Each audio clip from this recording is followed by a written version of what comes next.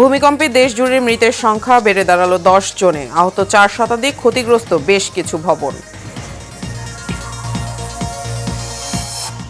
3 দিনের রাষ্ট্রীয় সফরে ঢাকায় ভুটানের প্রধানমন্ত্রী শেরিং তোবগে বৈঠক করবেন প্রধান উপদেষ্টার সাথে। এবং ত্রয়োদশ সংসদ নির্বাচন হবে ঐতিহাসিক বললেন ইসি সানাউল্লাহ। মাঠে থাকবেন রেকর্ড সংখ্যক আন্তর্জাতিক পর্যবেক্ষক।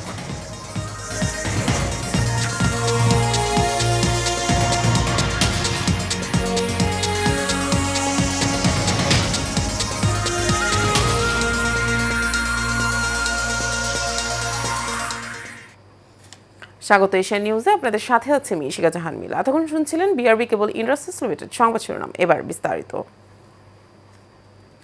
রাজধানী সহ দেশের বিভিন্ন স্থানে ভয়াবহ ভূমিকম্পে নিহতের সংখ্যা বেড়ে 10 জনে দাঁড়িয়েছে। এতে আহত হয়েছে 4 শতাধিক মানুষ।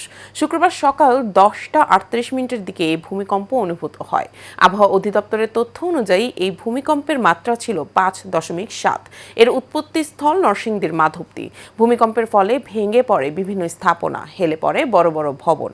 এদিকে ভূমিকম্পে এ পর্যন্ত 450-র বেশি মানুষ আহত হয়েছেন বলে জানিয়েছেন দুর্যোগ ব্যবস্থাপনা অধিদপ্তরের পরিবীক্ষণ ও তথ্য ব্যবস্থাপনা অনুবিভাগের পরিচালক নিতাই চন্দ্র দে সরকার। নরসিংদীর মাধবদীতে উৎপত্তি হওয়া ওই কম্পনে সারা দেশে 10 জনের প্রাণহানির তথ্য পাওয়া গেছে। তথ্য অনুযায়ী এই মাত্রা ছিল 5.7। এর স্থল নরসিংদীর মাধবদীতে, যার গভীরতা 10 কিলোমিটার।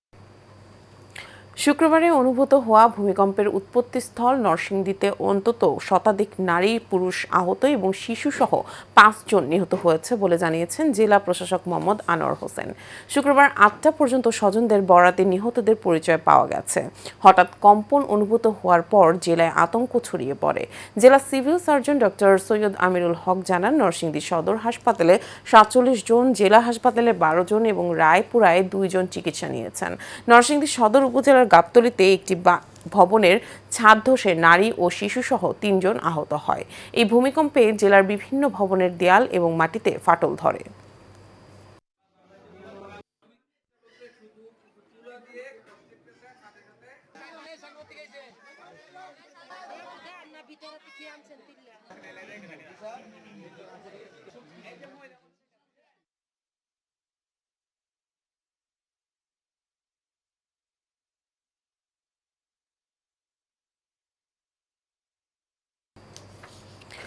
দর্শক, ভূমিকম্পের ঝুঁকি নিয়ে আলোচনার জন্য ভার্চুয়ালি সংযুক্ত করে নিতে চাই সেফটি অ্যাওয়ারনেস ফাউন্ডেশনের মহাসচিব ও electronics safety and security association of বাংলাদেশের সাবেক সাধারণ সম্পাদক জাকির উদ্দিন আহমেদকে। জি জাকির, শুনতে পাচ্ছেন? জি, আমাদের ভূমিকম্পের ঝুঁকি নিয়ে সর্বশেষ আপডেটটা কাইন্ডলি আমাদের জানাবেন।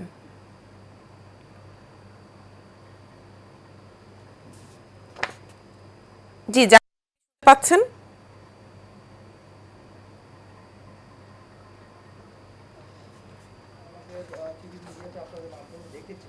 আমাদের অনেকে মৃত্যুবরণ করেছেন এবং অনেকেই আহত হয়েছেন। আসলে এই ওয়েক আপ কল কিন্তু আমরা আগেই পেয়েছি। আমি যদি একদম মোটা দাগে বলতে চাই, তাহলে আমাদের এই বাংলাদেশে ভূমিকম্পের ঝুঁকি অনেক রয়েছে, যার প্রস্তুতির অনেক অভাব। এই প্রস্তুতি আমাদেরকে দুর্যোগ মন্ত্রণালয়ের মাধ্যমে এবং Bangladesh fire service civil defence, that means স্বরাষ্ট্র মন্ত্রণালয়ের মাধ্যমে যৌথভাবে এখনই নেওয়া প্রয়োজন। আমরা ছোট ছোট অনেকগুলো প্রজেক্ট দেখেছি, অনেকগুলো প্রকল্পের কিছু কিছু কাজও হয়েছে, কিন্তু সমষ্টিগতভাবে আমরা কোনো বড় পরিকল্পনা দেখিনি এবং দেখতে পাইনি। এটা আমরা অনেকবার চিৎকার করেছি, অনেকবার বলেছি, কিন্তু আমাদের গভর্নমেন্টে যারা নীতি নির্ধারক তারা হয়তো এখনও চিন্তা করছেন যে বাংলাদেশে তো বড় কোনো ভূমিকম্প হয়নি, হয়তো আল্লাহ আমাদেরকে বাঁচিয়ে রাখবে, আমাদের বড় কোনো ভূমিকম্প হবে না। বাট এটা যে আসলেই সত্য নয়, তাদেরকে একদম চোখে আঙ্গুল দিয়ে দেখিয়ে দেওয়ার সময় কিন্তু গতকালকে হয়ে গিয়েছে। আমাদের এই এত বড় শেকিং লাস্ট 30 বছরের মধ্যেও হয়নি। তো কখন আমরা সঠিক পথে আগাবো, কখন আমরা চিন্তা করব প্রতিটি জীবনের মূল্য কত বেশি, সেটা আসলে বোধগম্য নয়। জি জাকির, আমরা ইতিমধ্যে দেখেছি গতকাল 5.7 মাত্রায় ভূমিকম্পটি হয়েছে। যদি ভবিষ্যতে এর থেকে বেশি আকারে ভূমিকম্পটি হয় সেক্ষেত্রে আমাদের করণীয় কি হবে বা পদক্ষেপ আমরা কি নিতে পারি? জি, একেবারেই ছোট করে যদি বলি তাহলে প্রত্যেকটি বাসায় একটি করে হুইসেল, দ্যাট মিন্স বাঁশি রাখতে হবে। এটা হচ্ছে প্রথম শর্ত। কারণ আমাদের প্রথম বিপদের সময় যখন একটা ভবন ধস হবে, আমরা কিন্তু যে কোনো স্লাইডের মাঝখানে আটকে পড়ব। তখন আমাদেরকে চিৎকার করলেও আমরা শুনতে পারবো না। তার মানে প্রতিটি বাসায় একটি করে টর্চ লাইট, একটি করে আমাদের ব্যাটারির ব্যাকআপ টর্চ লাইট, আর একটি করে হচ্ছে হুইসেল, বাঁশি আমাদেরকে রাখতেই হবে। এটা প্রতিটি মানুষকে আমি রিকোয়েস্ট করব, প্রত্যেকের বাসায় একটা কমন জায়গায় এই দুইটি জিনিস আপনারা কিনে সংরক্ষণ করবেন। দ্বিতীয়ত হচ্ছে আমাদের গভর্নমেন্টের এখানে বিশাল একটা করণীয় রয়েছে, পাশাপাশি আমাদের জনগণকেও করণীয় আছে। সেটা কি, আমাদের যদি একটা ভূমিকম্প হয়েই যায়, যদি বিল্ডিং ধস হয়েই যায়, যদি আমাদের রেক্টার স্কেল 8 থেকে 8.5 হয়, আমি তো বলবো যে 8ও দরকার নেই, সেটা যদি 6.5 হয়, ঢাকা শহরের অবস্থাটা কোথায় হবে? কোথায় যাব আমরা? আমরা বারবার বলি যে পুরনো ঢাকার অবস্থা এত নাজুক। গতকালকে কিন্তু পুরনো ঢাকাতেই একটি আপনার ছাদের কার্নিশ পড়ে 3টি মানুষ প্রাণ হারিয়েছে। তার মানে পুরনো ঢাকা অথবা পুরনো যে ভবন, আজকে স্বাধীনতার পরে 53 বছর আগে বা 50 বছর আগে যে ভবনগুলো তৈরি হয়েছিল, সেগুলো তো অবশ্যই ভূমিকম্প সহনশীল ভবন ছিল না। তার মানে আমাদেরকে সঠিক সিদ্ধান্ত নিতে হবে, যেভাবে আমরা সঠিক সিদ্ধান্ত নিয়েছিলাম আরএমজি সেক্টরে রেক্টোফিটিংয়ের কাজ করে, সেই একইভাবে আমাদেরকে অন্যান্য ভবনগুলোতে, সরকারি অনেক ভবনগুলোতে আমাদের রেক্টোফিটিং করতে হবে। আপনাকে একটু সময় দিলে আমি একটু বলতে চাই, বাংলাদেশ ফায়ার সার্ভিস সিভিল ডিফেন্সের যেই ভবনে তারা সরকারি চাকরি করছে, চাকরিরত যে হেডকোয়ার্টার, সেই ভবনটিও কিন্তু ঝুঁকিপূর্ণ, এবং সেই ভবনটি ভূমিকম্প হলে সবচেয়ে আগে ফায়ার সার্ভিসের ট্রাক এবং ফায়ার সার্ভিসের মানুষগুলো মারা যাবে। এই ব্যাপারটা আমরা কতজন বুঝতেছি বা কতজন দেখতেছি? জি জাকির, সেক্ষেত্রে সরকারি সংস্থাগুলোর সমন্বয়হীনতার কোনো ঘাটতি বা অভাব কি আপনি দেখছেন কিনা? সেক্ষেত্রে সরকার থেকে কি পদক্ষেপ নেওয়া যেতে পারে? অবশ্যই দেখছি। আমি আবারও প্রয়াত মেয়র আনিস সাহেবের কথা স্মরণ করছি। এই ভদ্রলোক যতদিন ছিলেন সবাইকে সমন্বিতভাবে একটি আমব্রেলার নিচে নিয়ে আসার চেষ্টা করেছেন। আজকে উনি নেই, আমরা এখন ফিল করছি। আমরা সিটি কর্পোরেশন, দুর্যোগ ব্যবস্থাপনা মন্ত্রণালয়, ফায়ার সার্ভিস, সিভিল ডিফেন্স এবং এই রিলেটেড যারা কাজ করে, সমীক্ষা করে, ঢাকা ভার্সিটি আছে, বুয়েট আছে, তাদেরকে নিয়ে একটা সমন্বিতভাবে একটি কমিটি গঠন করে কি কি করণীয় সেই ব্যাপারে উচ্চ পদ, দ্যাট মিনস আমাদের এখন প্রধান উপদেষ্টার বরাবর একটি স্মারকলিপি প্রদান করা দরকার যে আমাদের কি কি পদক্ষেপ নেওয়া উচিত। আর আমরা যেই পদক্ষেপগুলো নিয়েছি, হাজার কোটি টাকা লুটপাট হয়েছে, খরচ করেছি, সেই খরচগুলোর আউটকাম কি, আমরা এখন কি ব্যবস্থাপনার মধ্যে আছি, সেইটা একান্তই জরুরি বলে আমি বিশ্বাস করি এবং এই মুহূর্তেই করা উচিত। জি জাকির, আপনাকে অনেক ধন্যবাদ আমাদের সাথে সর্বশেষ আপডেটটি শেয়ার করার জন্য এবং আপনার গুরুত্বপূর্ণ মতামতটি আমাদের সামনে তুলে ধরার জন্য। দর্শক, আমরা চলে যাব এখন পরবর্তী সংবাদে। ভুটানের প্রধানমন্ত্রী শেরিং তোবগে সাভারের জাতীয় স্মৃতিসৌধে মুক্তিযুদ্ধের শহীদদের প্রতি ফুল দিয়ে শ্রদ্ধা নিবেদন করেছেন। পরে তিনি দর্শনার্থী বইয়ের স্বাক্ষর এবং একটি গাছের চারা রোপণ করেন। এর আগে রাষ্ট্রীয় সফরে সকালে ঢাকায় এসে পৌঁছান ভুটানের প্রধানমন্ত্রী শেরিং তোবগে। বিমানবন্দরে গার্ড অফ অনার দেয়া হয়। পরে বিমানবন্দরের ভিআইপি লাউঞ্জে প্রধান উপদেষ্টা ডক্টর মোহাম্মদ ইউনূসের সঙ্গে সংক্ষিপ্ত বৈঠক করেন ভুটানের প্রধানমন্ত্রী শেরিং তোবগে। ভুটানের প্রধানমন্ত্রী ঢাকা সফরকালে দুই দেশের মধ্যে 3টি চুক্তি ও সমঝোতা স্মারক সই হতে পারে।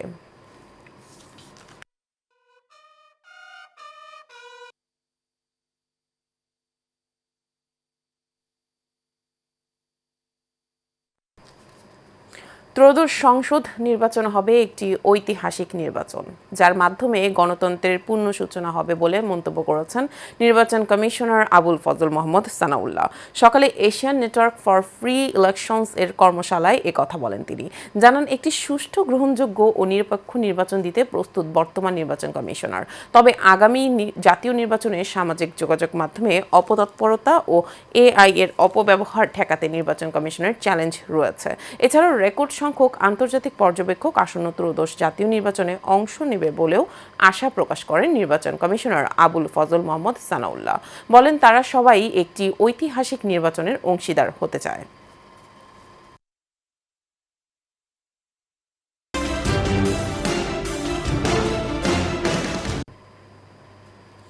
বিএনপির ৩১ দফা কর্মসূচির অংশ হিসেবে গাজীপুরের কালিয়াকৈরের লিফলেট বিতরণ ও র্যালি হয়েছে। শুক্রবার বিকেলে উপজেলা ও পৌর বিএনপির অঙ্গ ও সহযোগী সংগঠনের উদ্যোগে এই র্যালি হয়। র্যালিটি শেষে হয়ে পরে একটি সংক্ষিপ্ত সমাবেশের রূপ নেয়। এ সময় উপস্থিত ছিলেন বিএনপির কেন্দ্রীয় নির্বাহী কমিটির সহশ্রম বিষয়ক সম্পাদক হুমায়ুন কবির খান, উপজেলা বিএনপির সাবেক সভাপতি আব্দুল লতিফ, পৌর বিএনপির সাবেক যুগ্ম সম্পাদক মোয়াজ্জেম হোসেন, বিএনপি নেতা জসিম উদ্দিন সহ অনেকে। নারায়ণগঞ্জের সোনারগাঁও টেলিভিশন জার্নালিস্ট ফোরামের সাংবাদিকদের সাথে মতবিনিময় সভা করেছেন বিএনপির জাতীয় নির্বাহী কমিটির সদস্য ও নারায়ণগঞ্জ ৩ আসনে বিএনপির মনোনীত প্রার্থী আজহারুল ইসলাম মান্নান। শুক্রবার সকালে সোনারগাঁ এলাকায় তার নিজ বাসভবনে এ মতবিনিময় সভা করেন আজহারুল ইসলাম মান্নান। এ সময় তিনি নারায়ণগঞ্জ ৩ আসনের সার্বিক উন্নয়নে সাংবাদিকদের সহযোগিতা কামনা করেন। এ সময় উপস্থিত ছিলেন সোনারগাঁও টেলিভিশন জার্নালিস্ট ফোরামের সভাপতি অনিক ইসলাম, সাধারণ সম্পাদক মাজহারুল ইসলাম, কার্যকরী সদস্য উপজেলা প্রেস ক্লাবের সভাপতি ও এশিয়ান টিভির প্রতিনিধি পনির ভূঁইয়া সহ অনেকে। শরীয়তপুর ১ আসনে নির্বাচনী প্রচার প্রচারণায় ব্যস্ত সময় পার করছেন বিএনপি প্রাথমিক মনোনীত প্রার্থী জেলা বিএনপির সাংগঠনিক সম্পাদক সাইদ আহমেদ আসলাম। এ সময় তিনি জাজিরা উপজেলার বিভিন্ন ইউনিয়নের নেতাকর্মীদের সাথে নিয়ে গণসংযোগ, মতবিনিময় ও পথসভার মাধ্যমে ভোটারদের কাছে বিএনপির পক্ষে সমর্থন চান। এ সময় সাইদ আহমেদ আসলাম বলেন, অবাধ, সুষ্ঠু ও শান্তিপূর্ণ নির্বাচনের মাধ্যমে জনগণ তাদের অধিকার ফিরে পেতে চায়। তিনি জনগণের পাশে ছিলেন, আছেন এবং থাকবেন।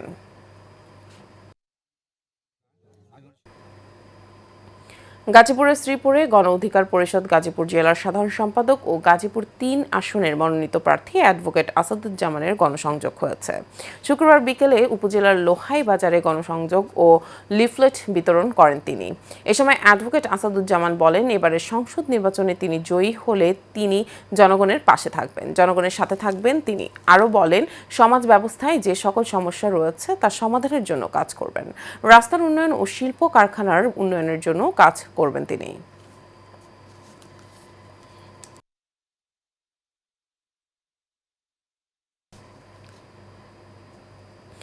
পল্লবী থানার যুবদলের সদস্য সচিব গোলাম কিবরিয়া হত্যার প্রতিবাদে সিদ্ধিরগঞ্জে বিক্ষোভ মিছিল করেছে সাইনবোর্ড শাখা যুবদলের নেতাকর্মীরা।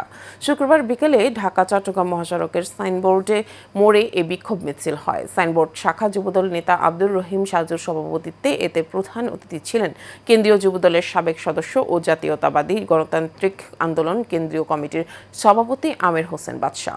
এ সময় আরও উপস্থিত ছিলেন ফতুল্লা থানা ছাত্রদল নেতা রিয়াজুল, থানা তরুণ দলের সভাপতি রাসেল গাজী, ইউনিয়ন ছাত্রদলের সিনিয়র সহসভাপতি হৃদয় সহ অনেকে।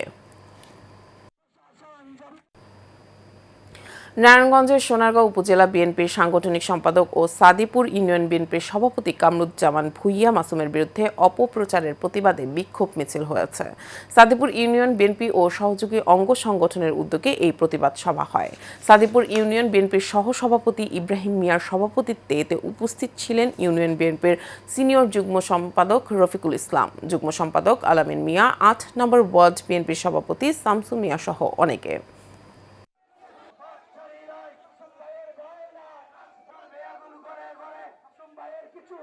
তারপর আমরা একটু সংক্ষেপে বলি, গত নির্বাচিত সভার সভাপতি এবং সোনারগাঁ থানার সোশ্যাল মিডিয়া আপনারা দেখছেন যে ভাবমূর্তি নষ্ট করছে। আমি একটি কথা বলতে চাই, তার প্রতিবাদ জানাই। সিলেটের সীমান্তবর্তী জাকিগঞ্জ ও কানাইঘাট উপজেলার প্রাথমিক ও মাধ্যমিক স্তরের ৩৪৩টি শিক্ষা প্রতিষ্ঠান থেকে প্রায় ৫,০০০ শিক্ষার্থীর অংশগ্রহণের ফাহিম আল ট্রাস্টের শিক্ষাবৃত্তি শুরু হয়েছে।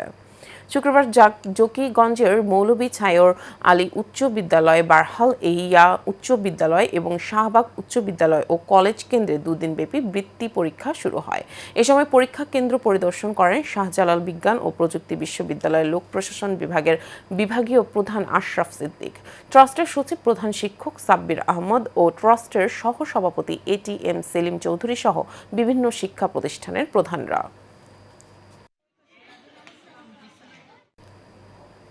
সামাজিক দায়বদ্ধতা থেকে সমাজের দরিদ্র ও অভাবগ্রস্ত মানুষের পাশে সহায়তার হাত বাড়িয়ে দিয়েছে অনলাইন ভিত্তিক বিজ্ঞাপন সংস্থা AMVBBDO।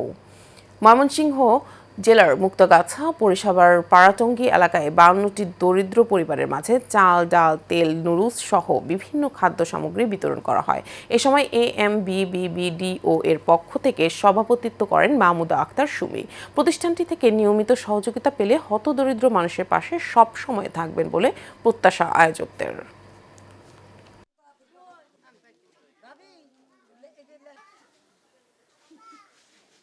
AMBBBDO কোম্পানি থেকে আমাদেরকে অসহায় দুস্থ গরিব দরিদ্রদের সাহায্য করার জন্য কিছু ত্রাণ সামগ্রী দিয়ে থাকে।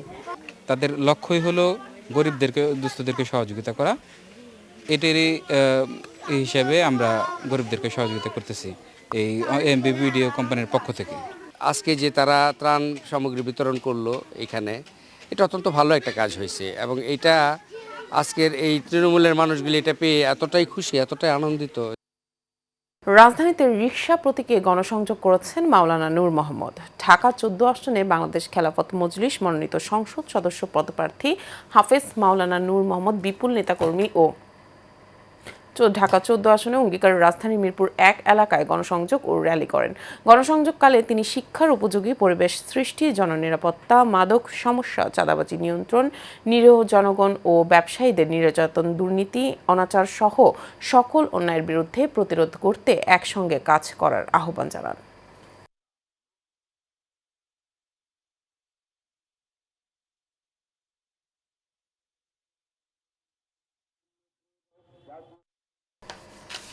টঙ্গীর তুরাগে বিকল্প রাস্তা চালু করে বাউনিয়া বারতলা হাট হতে উলুদাহা পর্যন্ত রাস্তার উন্নয়ন কাজ অব্যাহত রাখার দাবি জানিয়েছেন এলাকাবাসী।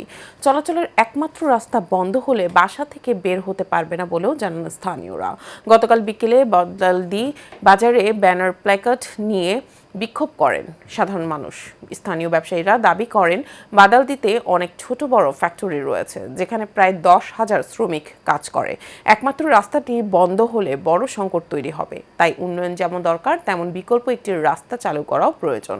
এ সময় তারা দুটি দাবি করেন: পুরাতন বাদালদি রোড হতে প্রিয়াঙ্কা হাউজিং পর্যন্ত বাইপাস রোড চালু করা। আজ রাস্তার উন্নয়ন কাজটি 2 ধাপে সম্পন্ন করা। রাস্তাটা হয়ে যায়, সবকিছু বন্ধ হয়ে যাবে। ফ্যাক্টরিগুলো বন্ধ হয়ে গেলে প্রায় 4 থেকে 5 হাজার লোক কর্মসংস্থান দাঁড়াবে। ঢাকা 11 আসনের সনাতন ধর্মাবলম্বীদের সাথে মতবিনিময় করেছেন বিএনপির ক্ষুদ্র ঋণ বিষয়ক সম্পাদক ও আসন্ন জাতীয় সংসদ নির্বাচনে ঢাকা 11 আসনের বিএনপি মনোনীত প্রার্থী MA কায়ুম। শুক্রবার বিকেলে রাজধানীর বাড্ডা এলাকায় এই মতবিনিময় অনুষ্ঠান অনুষ্ঠিত হয়। সনাতন ধর্মাবলম্বীদের সংঘের নেতা শ্রী বিনোদ চন্দ্র দেবনাথের সভাপতিত্বে এই সময় উপস্থিত ছিলেন দক্ষিণ বারিধারা সোসাইটির সভাপতি মনির হোসেন, AGM শামসুল হক, বাড্ডা থানা বিএনপির আহ্বায়ক আব্দুল কাদের বাবু সহ স্থানীয় বিএনপি নেতৃবৃন্দ উপস্থিত ছিলেন। এ সময় ধর্ম বর্ণ নির্বিশেষে সকলকে একসাথে মিলেমিশে থাকার আহ্বান জানান MA কায়ুম এবং আসন্ন নির্বাচনে বিএনপির পক্ষে ধানের শীষে ভোট চান। বাংলাদেশি জাতীয়তাবাদের ভিত্তিটা হলো ধর্ম, গোত্র, বর্ণ নির্বিশেষে আমরা সকলে বাংলাদেশি। আমরা সকলে মিলে এই দেশটাকে উন্নয়ন করব, এই দেশে শান্তিতে বসবাস করব। সকলে যদি ঐক্যবদ্ধ না থাকি আমাদের এই দেশটা আমরা এগিয়ে নিয়ে যেতে পারবো না।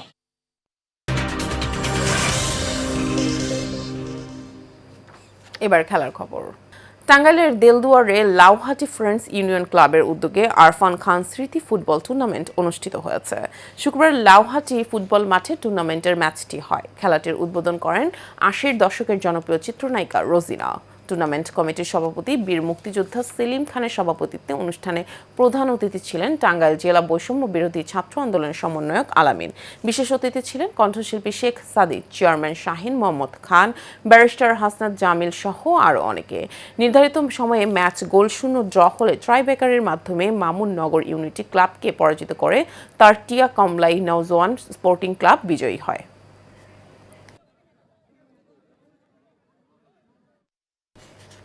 শেষ করবো এশিয়ানো, তার আগে বিআরবি কেবল ইন্ডাস্ট্রিজ লিমিটেড সংবাদ শিরোনামগুলো জানাবো আরও একবার।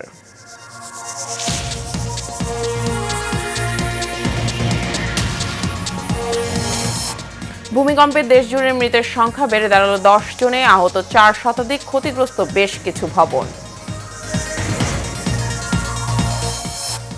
3 দিনের রাষ্ট্রীয় সফরে ঢাকায় ভুটানের প্রধানমন্ত্রী শেরিং তোবগে বৈঠক করবেন প্রধান উপদেষ্টার সাথে। এবং ত্রয়োদশ সংসদ নির্বাচন হবে ঐতিহাসিক বললেন ইসি সানাউল্লাহ, মাঠে থাকবেন রেকর্ড সংখ্যক আন্তর্জাতিক পর্যবেক্ষক।